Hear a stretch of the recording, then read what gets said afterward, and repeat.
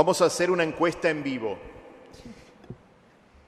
¿A ustedes les interesa lo que otras personas piensan sobre ustedes?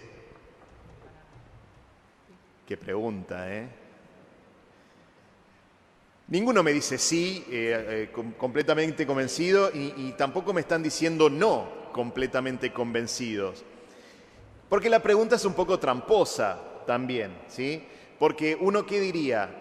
Y a mí, si me hacen esa pregunta, lo primero que diría es, y depende quién lo diga, ¿no? Porque uno no le presta igual atención a la palabra de cualquier persona.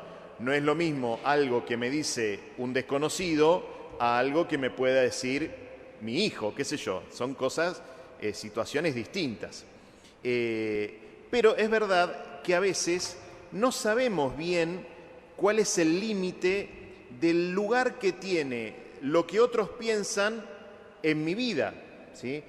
Porque a veces sentimos que o le estamos dando demasiado espacio a lo que otros piensan sobre mí, y a veces sentimos que nos estamos cortando solos. ¿No les pasa eso? Creo que no logramos encontrar ese equilibrio en el que sanamente podemos o no dar espacio al pensamiento y a la mirada de otros sobre nosotros.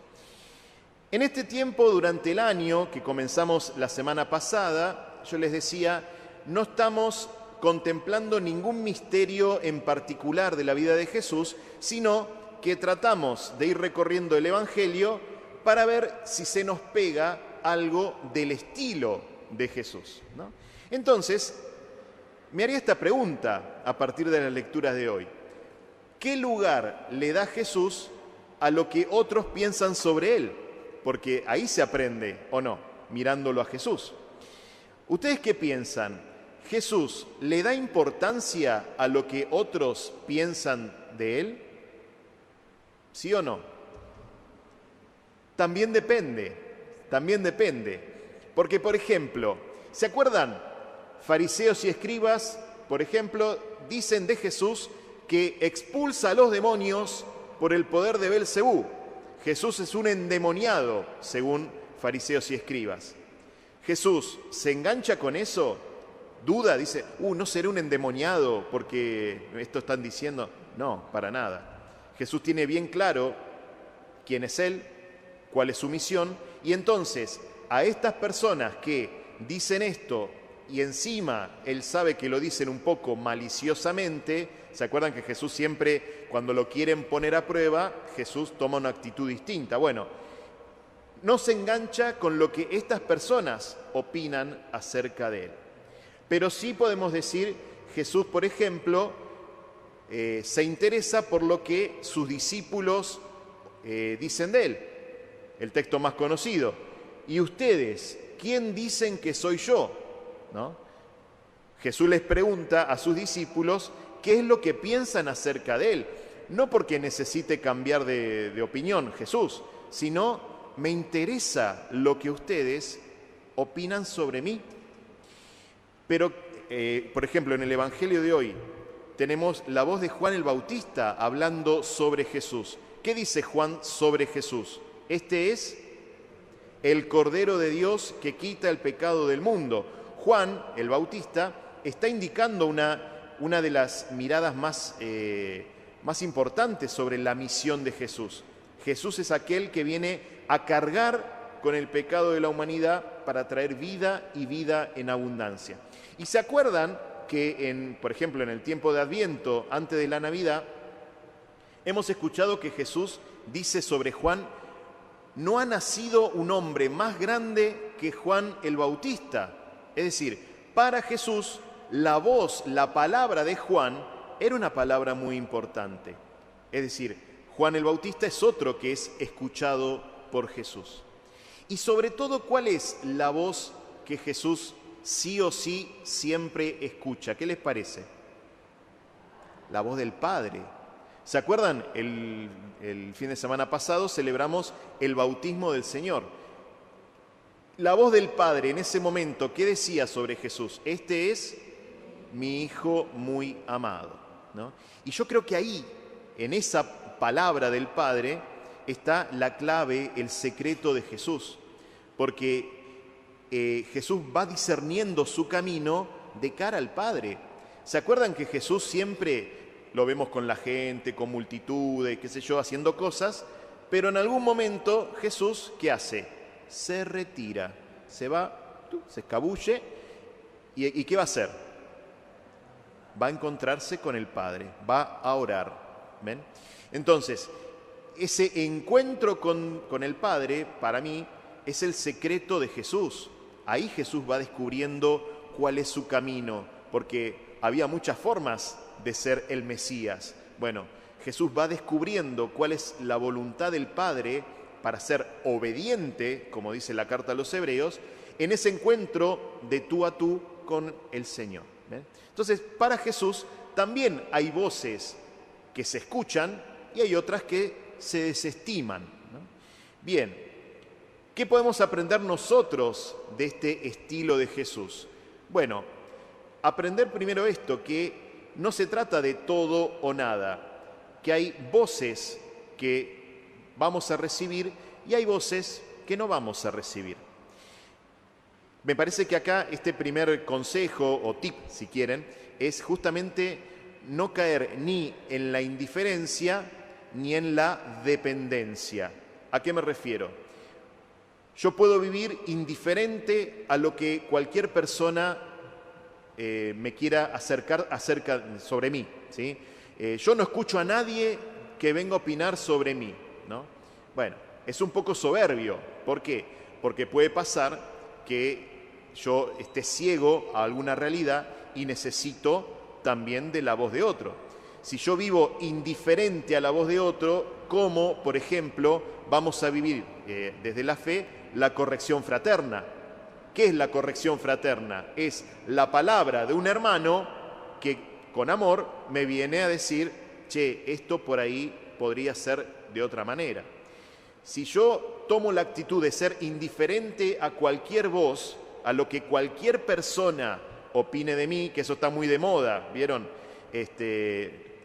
Creer que puedo ser independiente, indiferente a cualquier voz, bueno, eso me cierra y me empobrece, no me deja crecer.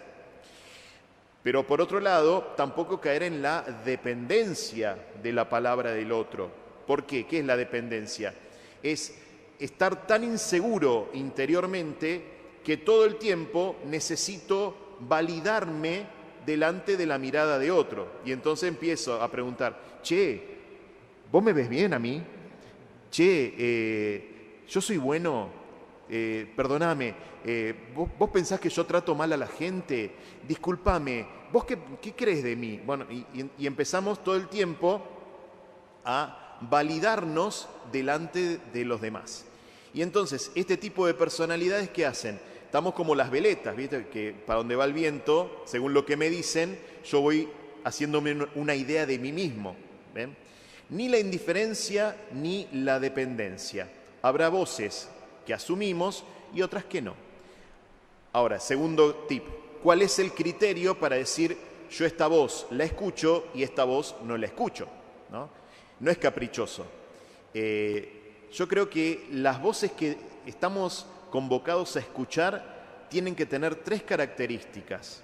Y esto tómenlo cuando ustedes reciben algo de alguien o cuando ustedes estén en un lugar de decirle algo a alguien.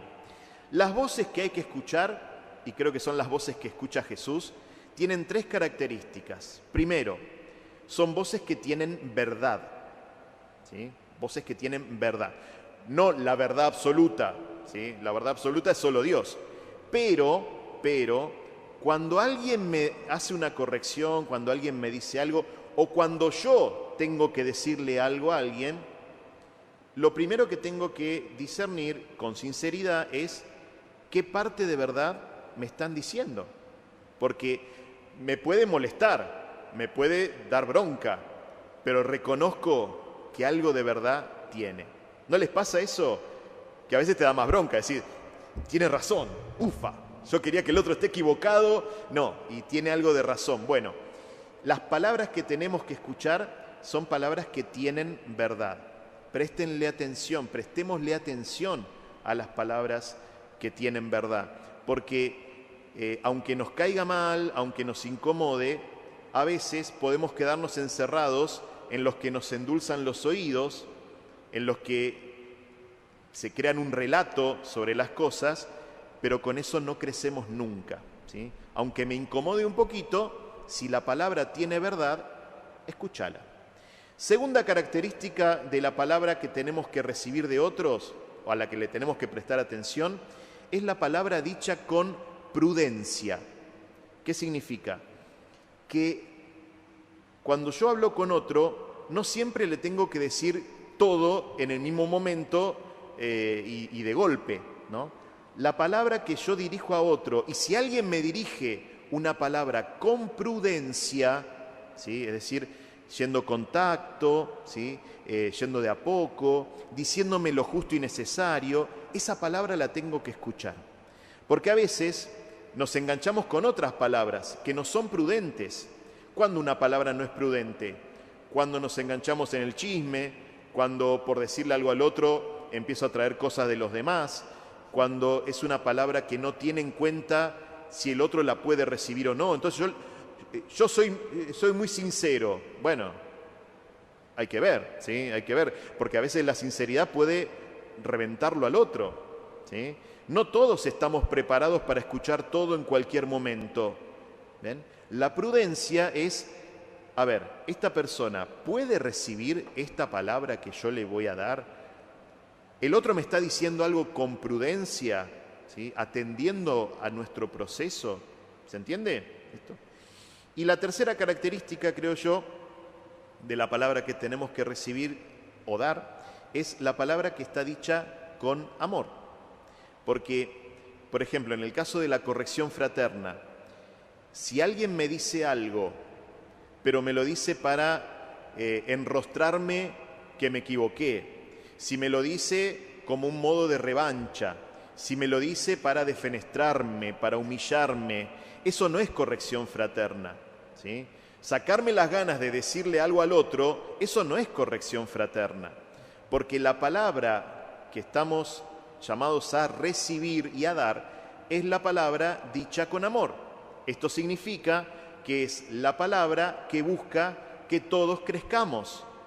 Yo si te digo algo es porque veo que podés crecer. Si yo recibo la palabra de alguien con amor, me doy cuenta que el otro está queriendo mi bien, no humillarme, no tratarme mal, no vengarse o sacarse las ganas de decir lo que quería decir. ¿Ven? Entonces, si nos encontramos con una palabra que tiene verdad, que está dicha con prudencia y que está dicha con amor, prestémosle atención. Aunque nos incomode, aunque nos ponga un poco nerviosos, esa es una palabra que vale la pena. ¿Ven? Si nos encontramos con palabras que tienen mentira, con palabras que son avasallantes, con palabras que tienen revanchismo, con palabras que buscan la humillación, no nos enganchemos con esas palabras, porque Jesús no lo hizo, nos enganchó, ¿no? Entonces vamos a pedirle al Señor que podamos hoy también reconocer cuáles son las palabras que nos hacen crecer, las palabras que nos edifican y cómo son también mis palabras con otros, ¿no? Mis palabras tienen verdad, mis palabras tienen prudencia, mis palabras son dichas con amor. Es un lindo discernimiento para que el Señor nos conceda su gracia y seguir creciendo juntos, animándonos unos a otros, siendo iglesia, siendo pueblo de Dios, que vivimos la fe, animándonos en el Espíritu unos a otros.